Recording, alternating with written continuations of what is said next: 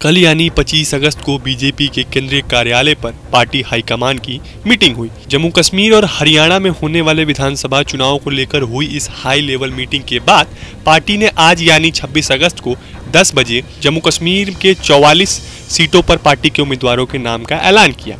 2 घंटे के अंदर ही पार्टी ने उम्मीदवारों के नाम की वापसी कर ली। बताया जा रहा है कि विधानसभा चुनाव को लेकर केंद्रीय गृह मंत्री अमित शाह के साथ मीटिंग अभी जारी है।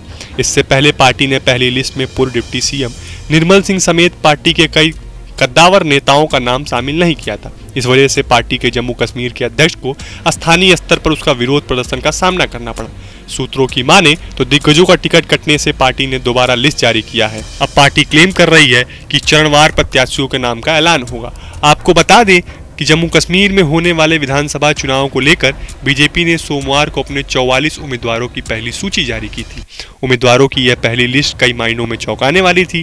बीजेपी ने जिन 44 उम्मीदवारों की पहली लिस्ट में नाम जारी की थी, उनमें पहले चरण के 15 उम्मीदवार, दूसरे चरण के 10 सीट और तीसरे चरण के 19 सीटों पर उम्मीदवार के नामों का ऐलान किया गया था। इस लिस्ट में सबसे चौंकाने वाले नाम बिलावर सीट से निर्मल सिंह की जगह सतीश शर्मा का था, जिसे देखकर सभी हैरान थे। सूत्रों की माने तो कई स्थानीय नेताओं ने सूची पर आपत्ति जताई थी। इसमें वरिष्ठ सदस्यों को दरकिनार कर दिया गया था। अगर पार्टी ये लिस्ट वापस नहीं लेती तो कई नेता बगावत कर निर्दलीय मैदान में उतर सकते थे। ऐसे में रणनीतिक रूप से महत्वपूर्ण जम्मू कश्मीर में पार्टी की सत्ता में वापसी की कोशिश चुनाव से पहले ही धरी की धरी रह जाती। हालांकि पार्टी के कई नेता कह रहे हैं कि सूची में टाइपिंग मिस्टेक के कारण कई बड़े नेताओं के नाम सूची से गायब हो गए थे। इसके अलावा पार्टी को पहले चरण की सूची जारी करनी थी, लेकिन गलती से दूसरे और तीसरे चरण के उम्मीदवार के नाम भी शामिल हो गए। ऐसे में अब विपक्षी पार्टियों ने उम्मीदवार की सूची देखकर ही बाकी लिस्ट पार्टी जारी करेगी। आइए आपको बताते हैं कि इस पूरे मामले पर जम्मू कश्मीर के बीजेपी अध्यक्ष ने क्या कुछ कहा। लोकसभा चुनावों में जम्मू कश्मीर की 5 पार्लियामेंट सीटों पर जो बम्पर वोटिंग हुई है, ये रिकॉर्ड तोड़ मतदान जम्मू कश्मीर के अंदर 5 लोकसभा सीटों पर हुआ है, जिसके लिए मैं जम्मू कश्मीर की जनता का धन्यवाद करता हूं और जम्मू कश्मीर की जनता को बधाई देता हूं, मुबारकबाद देता हूं कि लोकतंत्र के इस पर्व में जम्मू कश्मीर की जनता ने बढ़ चढ़कर भाग लिया। रिकॉर्ड तोड़ मतदान जम्मू कश्मीर में हुआ है। जम्मू कश्मीर के वो क्षेत्र जो किसी जमाने में आतंकवाद के साए में मतदान करने से परहेज करते थे, उन क्षेत्रों में भी बम्पर वोटिंग हुई है।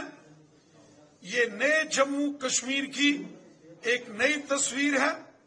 ये बदलते हुए जम्मू कश्मीर की एक खुशनुमा तस्वीर जो सारी दुनिया ने देखी है।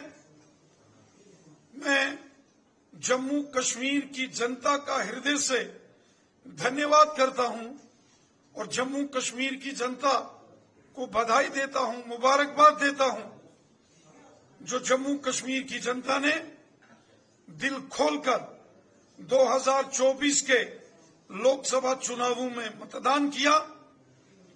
एक जमाना होता था कि डर के कारण शायद लोग घरों से बाहर नहीं निकलते थे, और आज वही इलाके जो किसी जमाने में आतंकवाद का गढ़ कहे जाते थे, उन्हीं क्षेत्रों ने रिकॉर्ड बम्पर वोटिंग करके हमारे जमहूरी निजाम को, डेमोक्रेसी को मजबूत किया है। ये पहली मर्तबा हुआ कि इन चुनावों में किसी भी प्रकार की कोई वारदात नहीं हुई। पुरअमन तरीके से, शांति और खुशहाली से जम्मू कश्मीर के अंदर 2024 के लोकसभा चुनाव संपन्न हुए हैं। रविंद्र रैना ने कहा कि पहली सूची को वापस कर लिया गया है, जबकि दूसरी सूची जारी की गई है। प्रथम चरण के लिए 15 उम्मीदवारों के नामों की घोषणा हुई है। उन्होंने टिकट काटने को लेकर कहा कि भाजपा में किसी का टिकट काटा नहीं जाता, बल्कि हम सब मिलकर चुनाव लड़ते हैं। उन्होंने आगे कहा कि दूसरी सूची भी जल्द जारी होगी। तो आपको हमारा ये वीडियो कैसा लगा हमें कमेंट बॉक्स में जरूर बताएं। देश और दुनिया की तमाम और यूपी उत्तराखंड की हर छोटी बड़ी खबर के लिए न्यूज स्टेट चैनल को सब्सक्राइब करना ना भूलें। न्यूज नेशन अब व्हाट्सएप पर खबरों के ताजा अपडेट के लिए न्यूज नेशन के इस QR कोड को स्कैन करें।